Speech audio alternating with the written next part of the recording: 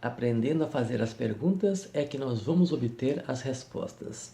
E uma das melhores maneiras de você obter as respostas é através da pesquisa, é através da leitura. Hoje em dia, com o YouTube, as pessoas têm mais preguiça ou acomodação, ficam na zona de conforto e evitam a leitura. É claro que os vídeos do YouTube nos ajudam muito, e eu tenho recorrido muito a eles, mas também estou sempre lendo. Por exemplo, aqui tem o Álvaro Cunhal, que é satanizado bastante pelos conservadores em Portugal, que é um sujeito com um pensamento progressista. O Mário Soares, que foi presidente de Portugal por 2 vezes, primeiro-ministro, deputado, é um sujeito que foi a grande resistência a Salazar, uma das grandes resistências ao salazarismo, foi preso várias vezes, foi deportado. Muito boa a leitura da história do Mário Soares.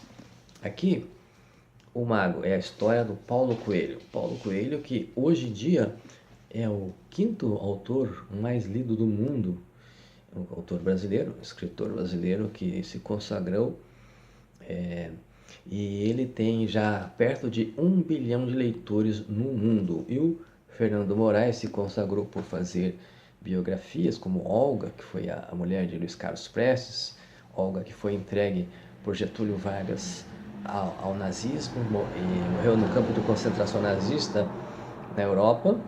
Muito bom, Fernando Moraes. Eu estive há pouco tempo no Bloco de Esquerda, aqui em Portugal, e eles me deram esse livro, que é o Bloco, que traça um perfil da situação atual de Portugal. Aqui eu tenho Memórias de uma Guerra Suja, que é uma história de um sujeito que era dos grupos de extermínio no Brasil durante a ditadura militar. Hoje esse sujeito é pastor lá no estado do Espírito Santo, Vila Velha, e ele conta como ele matava as pessoas a serviço da ditadura militar. Ele próprio matou mais de 100 pessoas. Então mostra todos os bastidores da ditadura, todo o sistema cruel de perpetuação no poder, toda a sujeira que existe por trás disso. Aqui eu peguei na biblioteca aqui em Portugal, biblioteca pública, esse livro que fala da história de Portugal, bastante detalhado. 150 perguntas essenciais da história de Portugal, inclusive fala sobre qual foi o destino que os portugueses na época deram ao ouro do Brasil. Por exemplo, o Aqueduto das Águas Livres, né, aquela obra gigantesca para abastecer Lisboa com água na época, ela foi construída com o ouro do Brasil. O meu autor preferido, grande pensador moderno, é um americano, Neil Donald Walsh. O Neil, ele se tornou um sem-teto, virou um catador de latinhas para pagar o aluguel do camping onde ele morava. Ele vivia numa barraca e ele se tornou uma celebridade nos Estados Unidos através de uma obra chamada Conversas com Deus. Não tem nada a ver com religião, mas ensina a pessoa a pensar com a sua própria cabeça. O caminho para a espiritualidade não depende da religião.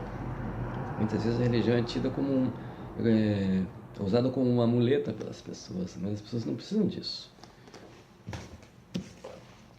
Jenny, a mulher de Karl Marx, bem interessante também.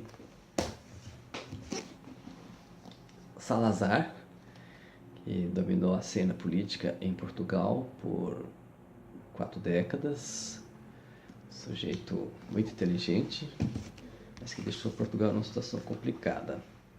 Novamente o Neil. E por fim, o último ditador aqui em Portugal, que foi o Marcelo Caetano, que era um jurista, professor em Coimbra.